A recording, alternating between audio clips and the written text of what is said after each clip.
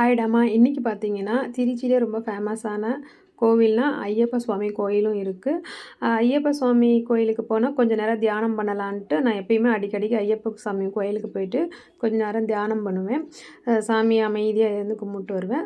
அதே மாரி இன்னைக்கும் போயிட்டு ஐயப்ப சுவாமிய தரிசனம் பண்ணிட்டு, சுத்தி இருக்கிற எல்லா சாமிகளையும் தரிசனம் பண்ணிட்டு, பகவதி அம்மன கும்பிடலான்ட்டு போயிருந்தேன்.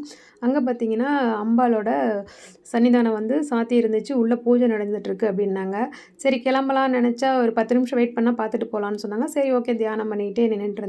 அப்ப கடவுள்ட்ட வந்து கடவுளே டைம் வேற ஆயிருச்சு. இருந்தாலும் சரி உங்கள பார்க்கறதுக்கான வாய்ப்ப எனக்கு ஏற்படுத்தி குடுங்க. எப்பயுமே நான் வந்து உங்கள வர்றப்பலாம் உங்கள நான் தரிசனம் பண்ணிட்டு போகணும். எனக்கு வேற எதுவுமே வேண்டாம். உங்களோட ஆசீர்வாதம் மட்டும் இருந்தா போதும். அம்மா சீக்கிரமா கதவ திறந்துரணும். உங்களோட ஆசீர்வாதம் கிடைக்கணும் எனக்கு அப்படின்னு சொல்லிட்டு நெனச்சுக்கிட்டே இருந்தேன். டக்குனு கதவ திறந்துருச்சு.